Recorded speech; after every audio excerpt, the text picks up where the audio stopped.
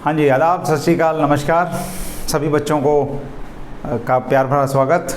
मेरा नाम अनुज गुप्ता, मेरे चैनल में फिज़िक्स विज़न। तो बेटा हम वेक्टर्स चैप्टर पढ़ रहे हैं, ठीक है। तो स्केलर क्या होते हैं, वेक्टर क्या होते हैं, इसकी टाइप क्या होती है, कैसे इसे प्रेजेंट करते हैं, कैसे यूनिट वेक्टर निकालते हैं, कैसे एक वेक्टर को अलग अलग इसके कंपोनेंट्स में रिजॉल्व करते हैं, वगैरह वगैरह, ये सब हमने सीख लिया है अपने पिछले लेक्चर्स में।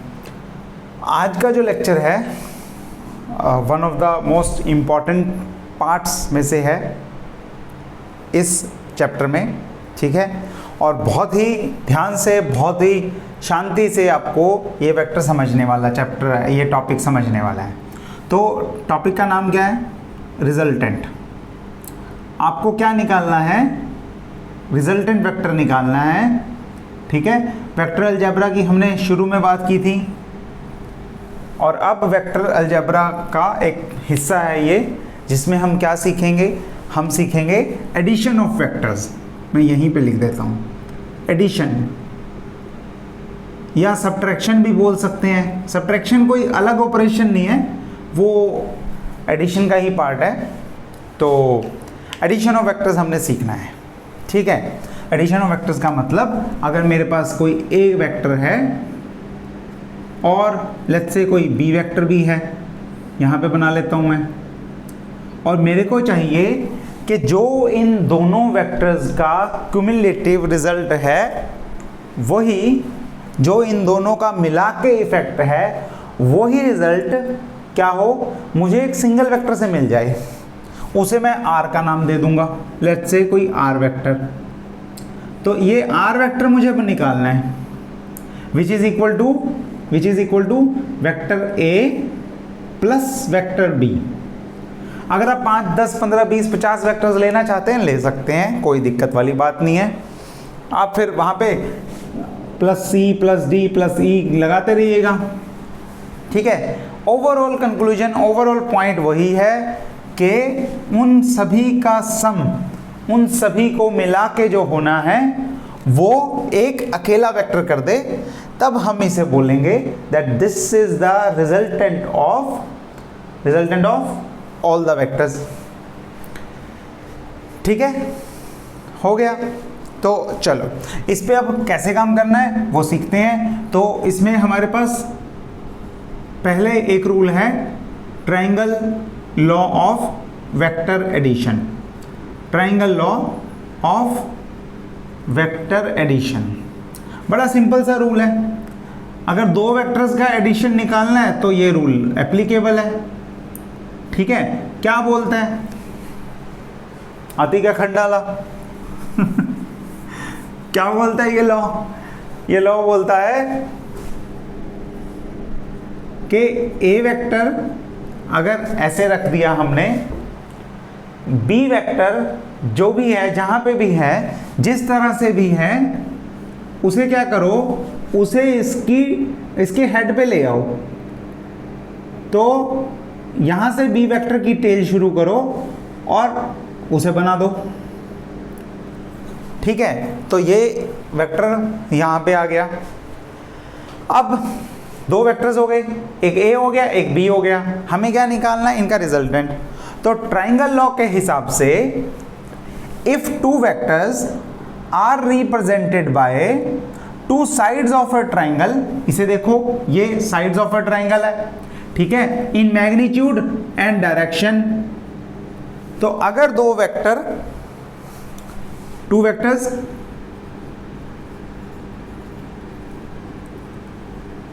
कैसे रिप्रेजेंट कर रहे हैं? To sides of a triangle, to sides of a triangle.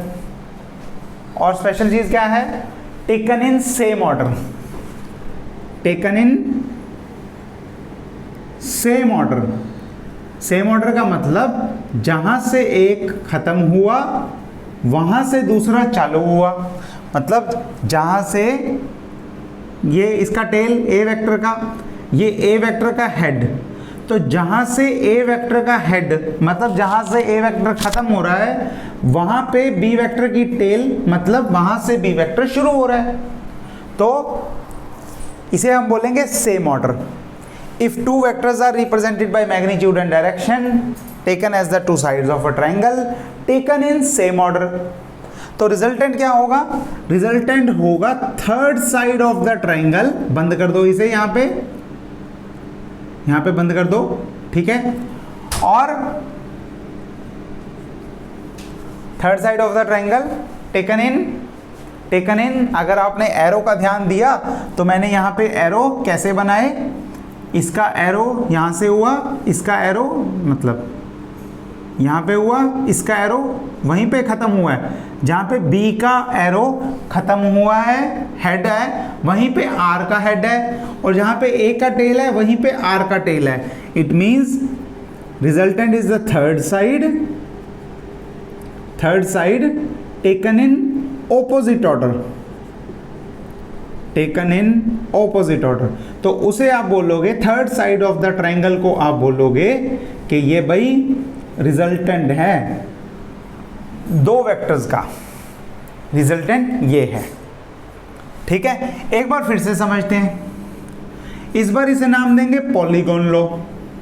अगर मान लो मेरे पास दो वेक्टर्स ना हुए, फिर मेरे पास 5, 7, 10 वेक्टर्स हैं, तो क्या करोगे?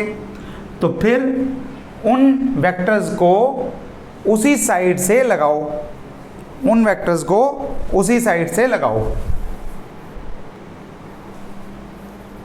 तो इसमें क्या करोगे? इसमें भी ऐसे वेक्टर्स ले लो।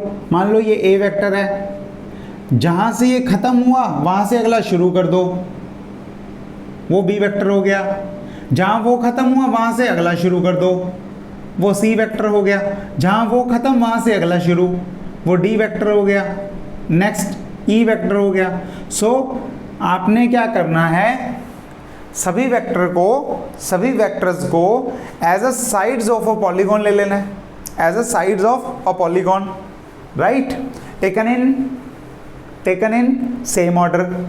तो रिजल्टेंट जो होगा that will be last side, ये थोड़ा सा ऐसे कर देते हैं, तो रिजल्टेंट जो होगा that will be closing side, जो उसको क्लोज कर रहा है, जो उस पॉलीगॉन को क्लोज कर रहा है, closing side of the polygon taken in opposite order. हो गया ना, ठीक। तो आप कितने भी वेक्टर्स का रिजल्टेंट ले सकते हो using the same formula, same technique. तो ट्रायंगल लॉ हो गया फॉर 2 वेक्टर्स और पॉलीगॉन लॉ हो गया फॉर n वेक्टर्स, जितने मर्जी ले लो आप, ओके, ठीक है। Taken in opposite order, taken in same order, यहाँ तक ठीक।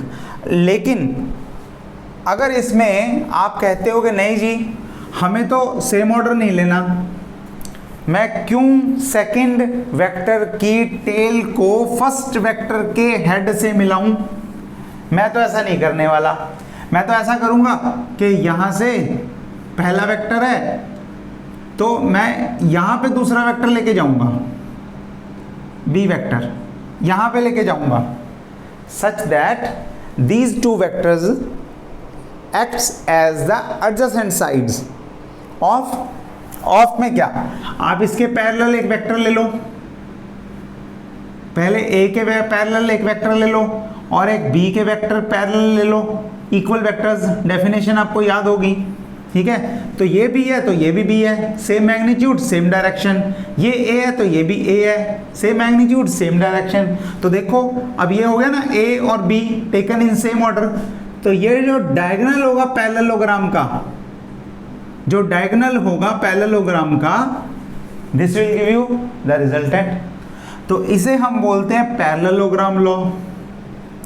पैरेललोग्राम लॉ में क्या होता है कि अगर आपने दो वेक्टर्स दो एडजेसेंट साइड्स की तरह लिए ऑफ ए पैरेललोग्राम, तो उस पैरेललोग्राम का diagonal will be the resultant, जो किसके इक्वल होगा, जो इक्वल होगा a प्लस बी के, ठीक है। और वेक्टर लगा हुआ है, वेक्टर लॉ के हिसाब से एडिशन करना है, ठीक। ऐसे नहीं एडिशन करना सीधा a प्लस बी लिख दिया, ऐसे नहीं है ये r is equal to a plus B, ये नहीं है, this is not equal to this. R vector is equal to A vector plus B vector, मतलब किसके हिसाब से एडिशन होगा, किसके हिसाब से होगा, वेक्टर लॉस के हिसाब से। ठीक है, बात समझ में आ गई। चलो फिर ऐड करना शुरू करते हैं और बताते हैं कि कितना आएगा रिजल्ट। तो अब हमें इसे एनालिटिकली करके देखना है कि कितना रिजल्ट आता है। इसी से मैं बना दूंगा। यहाँ पे ए वेक्टर है, हम पॉइंट्स के नाम दे लेते हैं, let it be O, let it be P, और यहाँ पे क्यू, और एक परपेंडिकुलर ड्रॉ कर देंगे इधर, यहाँ से इसे एक्सटेंड कर लेंगे, ये पॉइंट हो जाएगा, लेट्स से क्या लें, एस ले लेते हैं। ठीक है, और ये परपेंडिकुलर है। तो अब हमारा आर्टिकल है जो इसमें सबसे इंपॉर्टेंट है, एनालिटिकल रिजल्ट निकालते हैं, एनालिटिकली निकालते हैं। एनालिटिकल का मतलब होता है आप उसे exactly step by step exact वे में कर रहे हो। ठीक है, ओके। तो एनालिटिकल रिजल्ट निकालते हैं इससे। देखो क्या होगा, हम ट्रायंगल पे फोकस करेंगे, हमारे लिए आर इंपॉर्टेंट है, आर वेक्टर एनालिटिकल मेथड है। तो आर वेक्टर में हमारे को क्या क्या चाहिए, हमें दो चीज़ें चाहिए। एक चाहिए आर जो कि मैग्नीट्यूड है, और दूसरा चाहिए डायरेक्शन। डायरेक्शन हम ले लेते हैं, let's say this makes an angle beta with the A vector, this makes an angle beta with the A vector. तो बीटा क्या हो जाएगी, बीटा क्या बता देगा, बीटा आर वेक्टर की डायरेक्शन बता देगा। देखो कोई बात में डाउट है तो सही समझ में आ रहा है कि नहीं आ रहा, चेक कर लो। ओके, दो चीज़ें निकालनी है हमें पता क्या क्या है, हमें पता है ओ क्यू का मैग्नीट्यूड मालूम है हमें, ए है, और क्या मालूम है हमें क्यू पी का मैग्नीट्यूड मालूम है, बी है। ठीक है, okay. What about angle P Q O, ये भी ले लेते हैं, ये भी मालूम है, ये थीटा है। ओके, अच्छा यहाँ ध्यान देना, आप थीटा एंगल जो है वो ए और बी के बीच में है, तो ए यहाँ पे है, ए वेक्टर, और बी ऐसे है, बी वेक्टर। तो ए और बी के बीच ये एंगल मत ले लेना, ये एंगल लेट्स से अल्फा, ये गलत है, ये एंगल नहीं है। क्यों? क्योंकि आप हेड और टेल के बीच में नहीं एंगल ले सकते। आप क्या कर सकते हो, आप या तो हेड और हेड के बीच में ले सकते हो, या टेल और टेल के बीच में ले सकते हो। तो जनरल परसेप्शन, जनरल तरीका क्या है, इसे एक्सटेंड करो आगे, इसके पैरेलल आगे इसे लेके जाओ, और जो ये एंगल होगा ना टेल और टेल के बीच में, this angle will be the angle between two vectors A and B. तो हमने यहाँ पे उसे थीटा मान लिया हुआ है। ठीक है, ये गलती भी करते हैं कई बच्चे, तो ध्यान रखना, एंगल गलत मत कर देना। एंगल हमेशा टेल से टेल के बीच में लिया जाता है, या फिर टेल से टेल के बीच में, या फिर हेड से हेड के बीच में। ऐसे नहीं होता कि एक की टेल पकड़ ली, एक का हेड पकड़ लिया, ऐसे नहीं लेना, वो गलत हो जाएगा। ओके, थीटा एंगल भी पता है। अच्छा, हमें ये भी तो पता है, जो परपेंडिकुलर हमने ही तो ड्रॉ किया है, तो एंगल पी एस क्यू कितना है, 90 डिग्री है। अब इसी को हम यूज़ करेंगे।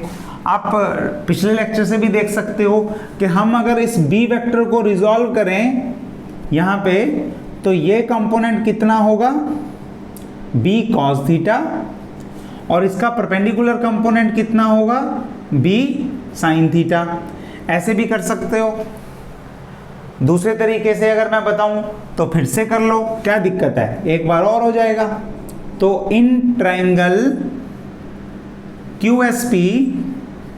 QSP में QS अपॉन QP कितना होगा, cos थीटा, उससे QS कितना आ जाएगा, QS आ जाएगा B cos थीटा, और ऐसे ही PS अपॉन क्यू पी क्या होगा, साइन थीटा। वही है ना पंडित बद्री प्रसाद, हर हर बोले। तो पी एस कितना होगा, बी साइन थीटा। ओके, तो हमें ये भी पता लग गया। अब यहां से हमने दो चीजें और निकाल ली कि क्यू एस कितना है, बी कॉस थीटा, और एस पी कितना है, बी साइन थीटा। चलो, तो अब छोटे मोटे ट्रायंगल हो गए, अब बड़ा ट्रायंगल लेते हैं। बड़ा ट्रायंगल कौन सा लेंगे, पूरा बड़ा, ये वाला रिजल्टेंट वेक्टर वाला। ठीक है, तो अब लेते हैं हम इन ट्रायंगल OPS। OPS या OSP लिख देता हूं। S पे हमने राइट एंगल ट्रायंगल को बीच में रखा हुआ है, राइट एंगल को। OSP में क्या होगा, देखो OSP में होगा this square is equal to this square plus this square, Pythagoras theorem, right. Pythagoras theorem लगाओ, OP square is equal to OS square plus SP square. OS कितना है, OS है A plus B cos theta. बड़ा simple सा derivation है, ये A है, इतना इतना A है, और इसके आगे वाला जो है हमने निकाला है वो B है, B cos थीटा है, B cos थीटा। तो दोनों को प्लस करके यहां लिख दिया। और SP कितना है, SP है B sin थीटा। दोनों को हमने टर्म्स में लिख दिया। OP कितना है, R। तो ये है रिजल्टेंट का मैग्नीट्यूड का स्क्वायर, रिजल्टेंट के मैग्नीट्यूड का स्क्वायर। थोड़ा सा और सॉल्व कर ले इसे, देखो बड़े प्यार से हो जाएगा। A plus B whole square कितना होगा, A square plus B square plus 2AB cos theta, 2AB आ गया, और प्लस इसका स्क्वायर हो गया B square sine square theta. इसका स्क्वायर हो गया B square sine square theta. अब दो टर्म्स को ध्यान से देखो, ये कितनी है, B square cos square theta. ये कितनी है, B square sine square theta, है ना। इसके आगे लिखता हूं मैं इसे, यहां पे लिख रहा हूं, तो बाकी का इरेज कर देता हूं, आपको कंफ्यूजन ना हो किसी तरह की। ये लो, ठीक है। तो ऊपर लिखता हूं इसे वापस। तो हम इस टर्म को ऊपर से लिखेंगे, देखो टॉप पे पहुंच गई है। R square is equal to A square plus B square cos square theta, और फोर्थ टर्म को, लास्ट टर्म को मैं इसके बाद लिख रहा हूं, B square sine square theta, और नेक्स्ट टर्म थर्ड को इसके बाद लिख रहा हूं, 2AB cos थीटा। चेक कर लो एक बार, कोई दिक्कत वाली बात ना हो। ऊपर से हम क्लियर हो गए बिल्कुल। ओके, तो ये जो है ये आपको किसके इक्वल दिख रहा है, पता लग रहा होगा। पहले भी प्रॉपर्टी यूज कर चुके हैं कई बार, बड़ी सिंपल सी प्रॉपर्टी है, cos square theta plus sine square theta equal to 1। तो आप यहाँ पे A square plus B square लिख सकते हो, बी स्क्वायर कॉमन निकाल लेंगे तो ये cos square plus sine square बन जाएगा, वो 1 होता है। तो ये हो गया 2AB cos थीटा के इक्वल। और R कितना आ गया, बड़ा बड़ा लिख लो, अब तो रिजल्ट आ गया है हमारा, और बड़ा इंपॉर्टेंट रिजल्ट है, which is A square plus B square plus 2AB cos theta. देखो कोई डाउट वाली बात ही नहीं है, कोई गुंजाइश ही नहीं है, संभावना ही नहीं है, पॉसिबिलिटी ही नहीं है कि कहीं पे कोई डाउट रह गया हो। सभी बच्चों को समझ आ ही गया होगा बड़े आराम से। अच्छा, तो मैग्नीट्यूड तो हमने निकाल लिया, ये क्या है, ये है मैग्नीट्यूड, है ना। और क्या निकालना होता है वेक्टर में, मैग्नीट्यूड एंड डायरेक्शन। तो डायरेक्शन रह गई है, चलो बिना डायरेक्शन के तो बात ही नहीं बनेगी, बिना डायरेक्शन के तो आप कितनी ही मेहनत कर लो रिजल्ट नहीं आएगा। तो डायरेक्शन बहुत इंपॉर्टेंट है, ठीक है। अगर आप किसी वजह से सक्सेसफुल नहीं हो रहे हैं तो उसकी दो ही कारण हो सकते हैं, या तो आप उतनी मेहनत नहीं कर रहे या फिर वो मेहनत सही डायरेक्शन में नहीं है, ठीक है। तो direction is always very important, critically important. तो देखते हैं डायरेक्शन हमने क्या देखी है, बीटा एंगल निकालना है। तो ले लो वही से फिर से ट्रायंगल, फिर वही कहानी है, वही घोड़े वही मैदान है। OSP ट्रायंगल में tan बीटा कितना होगा, परपेंडिकुलर अपॉन बेस, यही तो यूज करते हैं हर बार। तो PS ले लो अपॉन बेस कितना है, OS है, PS कितना हो गया B sin थीटा, और OS कितना हो गया A plus B cos theta. खत्म हुई कहानी, है ना, खत्म हुई। इसे भी मैं अच्छे से लिख देता हूं, इस चीज को हम बीच में से इरेज कर देते हैं और फॉर्मूला हमारा बन जाएगा प्यारा सा B sin theta upon A plus B cos theta, ये बन जाएगा, बन गया। तो ये दूसरा फॉर्मूला है, डायरेक्शन भी मिल गई और मैग्नीट्यूड भी मिल गया, यानी कि हमें रिजल्टेंट वेक्टर हमारा कंप्लीटली मिल गया। आर्टिकल खत्म हो गया, दैट्स इट, इतना ही काम था। देखो कोई दिक्कत तो नहीं है, चेक कर लो, कोई डाउट वाली बात नहीं है। तो फिर अब फिजिक्स में हम बड़ी बार यही काम करते हैं, अभी भी करेंगे। क्या करेंगे कि स्पेशल केसेस लेंगे, let's take some special cases, यही करते हैं ना हर बार, जनरलाइज्ड रिजल्ट निकाल लो और उन्हें कुछ स्पेशल केसेस पे चेक करके और प्रूव कर लो या देख लो कि क्या क्या हो सकता है। तो पहला केस लेते हैं, when theta is 0 degree. 0 degree मतलब वेक्टर्स आर पैरेलल, ए और बी पैरेलल हैं। पैरेलल है मतलब अगर मैं एक डायरेक्शन में आगे जा रहा हूं, उसी डायरेक्शन में दोबारा से आगे जा रहा हूं, तो अगर ये एक वेक्टर है ए तो यही दूसरा वेक्टर है बी, सिर्फ उनका मैग्नीट्यूड अलग अलग है, डायरेक्शन बिल्कुल सेम है।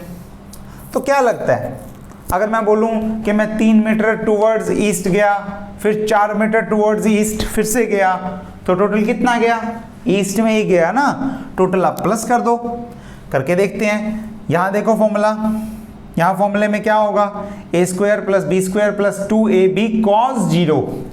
cos 0 कितना होता है, सभी बच्चों को पता है, cos 0 कितना होता है 1 होता है। फॉर्मूला क्या बन जाएगा r का फॉर्मूला बन जाएगा a square plus B square plus 2ab, cos 0 is 1, तो यानी कि ये 2ab हो गया। इसे हम लिख सकते हैं अंडर रूट के अंदर a plus B whole square, और होल स्क्वायर और अंडर रूट जो है हम छोड़ सकते हैं, काट सकते हैं, तो r इज इक्वल टू आ गया a प्लस बी। अब वेक्टर नहीं लगा हुआ ऊपर, तो अब सीधा सम है। सीधा सम कब वैलिड है, जब दोनों पैरेलल हैं, दोनों के बीच का एंगल 0 है। ठीक हो गई बात, ये है स्पेशल केस। तो थीटा इज इक्वल टू 0 जब डायरेक्शन है ही नहीं, दोनों की एक ही डायरेक्शन है, डायरेक्शन में कोई डिफरेंस नहीं है, तब आप ये रिजल्ट लगा सकते हो, सीधा प्लस कर दो। अच्छा एंगल से देखो, tan beta b sin theta, sin theta कितना होगा 0, क्योंकि sin 0 0 होता है, तो tan बीटा कितना हुआ 0, यानी कि बीटा भी 0 है। 0 डिग्री मतलब r वेक्टर भी उसी डायरेक्शन में है जिसमें a और b हैं, तो तीनों के तीनों वेक्टर उसी डायरेक्शन में, एक ही डायरेक्शन में हैं। क्लियर हो गया, सिंपल सा था, मुश्किल नहीं है कोई।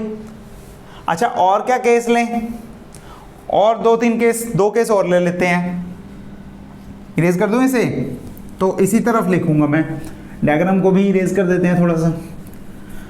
ओके, तो हम आगे देखते हैं केस 2। केस 2 में अब क्या लें, थीटा को 180 डिग्री ले लेते हैं, थीटा को 180, तो cos 180 कितना होता है -1 और sin 180 कितना होता है 0। चलो ठीक हो गया। तो r देखो मैग्नीट्यूड वाइज, तो अब हो जाएगा a² plus b² minus 2ab। इसमें जो है एक चीज ध्यान देने वाली है, आपको ये formula a minus B answer भी दे सकता है और b माइनस a आंसर भी दे सकता है। दोनों आंसर्स मिल सकते हैं, a माइनस बी बी और b minus A B. Depend किस पे करता है, बिगर वेक्टर कौन सा है, जो बड़ा वेक्टर है उसकी डायरेक्शन आ जाएगी। a बड़ा है तो a की डायरेक्शन, b बड़ा है तो b की डायरेक्शन, जो भी बड़ा हो। और sin 180 मतलब 0, मतलब tan थीटा फिर से 0 हो गया, tan बीटा 0 का मतलब भी वही है कि बीटा या तो 180 डिग्री है या 0 डिग्री है, मतलब या तो a की डायरेक्शन में है या b की डायरेक्शन में है। फिर से वही बात, किस पे डिपेंड करता है, डिपेंड करता है कि बड़ा वेक्टर कौन सा है। चलिए आसान हो गया। थर्ड देखो, अगर थीटा को 90 डिग्री ले लें, मतलब एक वेक्टर ऐसे जा रहा है और दूसरा बिल्कुल परपेंडिकुलर। अरे ये तो बड़ा सिंपल है, ये तो हमें पता है, रेक्टेंगुलर कंपोनेंट वाली बात हो गई। r इधर हो जाएगा, हमें पता है r क्या होगा, a cos थीटा, ये होगा r sin थीटा, ये होगा r cos theta. Beta angle है तो बीटा से बना लो, r sin cos beta, r sin beta, इस तरह से आ जाएगा। और r की वैल्यू क्या आएगी, r की वैल्यू होगी, क्योंकि cos 90 0 है, r की वैल्यू होगी √a² plus b²। Pythagoras theorem यहाँ से प्रूव कर सकते हो, वेक्टर से, यहाँ से पाइथागोरस थ्योरम प्रूव होती है, r is equal to a² plus b², हमें पता है। और tan बीटा कितना आएगा, tan बीटा आएगा b/a, ये भी हमें पता है, ये भी परपेंडिकुलर अपॉन बेस वाला करके हम निकाल ही लेते हैं। तो इस तरह से आप वेक्टर एडिशन से तीनों रिजल्ट निकाल सकते हो, सारे रिजल्ट्स आ जाते हैं, लीनियर के भी परपेंडिकुलर के भी। और ये दो फॉर्मूले बहुत ज़्यादा इंपॉर्टेंट हैं, ये आपको हर मोमेंट पे पता होने चाहिए कि ये कैसे रिजल्ट दे रहे हैं, क्या वैल्यू है, क्या फॉर्मूला है, क्या थीटा है, ये बहुत बार आप यूज़ करने वाले हो। ठीक है, चलो तो आज हमने क्या सीखा, हमने सीखा दो वेक्टर्स को या 3 4 5 10 वेक्टर्स को ऐड करने के लिए ट्रायंगल लॉ, पॉलीगॉन लॉ और पैरेललोग्राम लॉ। इस तरह से दो वेक्टर्स के लिए हम ट्रायंगल और पैरेललोग्राम यूज़ करते हैं, और मल्टीपल वेक्टर्स के लिए हम polygon law of vector addition use करते हैं। और उसके बाद हमने एनालिटिकल मेथड से देखा कि रिजल्टेंट वेक्टर जो है दो के सम का किस तरह से मैग्नीट्यूड देता है और किस तरह से डायरेक्शन देता है, और उसमें स्पेशल केसेस हमने कर लिए। ठीक हो गया, चलिए तो अगली क्लास में मिलते हैं फिर, तब तक के लिए अच्छे से पढ़ते रहिए। और अगली क्लास में हम इन वेक्टर्स की प्रोडक्ट सीखेंगे। अब हमने एडिशन सब्ट्रैक्शन तो कर लिया, सब्ट्रैक्शन भी हो गया, एडिशन भी हो गया, और अब हम इन्हें मल्टीप्लाई करना सीखेंगे। मल्टीप्लाई में डॉट प्रोडक्ट और क्रॉस प्रोडक्ट नाम की दो चीज़ें आती हैं, कैसे काम करती हैं, वेक्टर्स कैसे मल्टीप्लाई और होते हैं एक दूसरे से, ये वेक्टर अलजेब्रा का अगला पार्ट हम अगली क्लास में करते हैं। तब तक के लिए पढ़ते रहिए ध्यान से और अपनी सेहत का ध्यान जरूर रखिए। हम मिलते हैं अगली क्लास में। ओके जी, टेक केयर, शब्बा खैर, see you soon in the next class.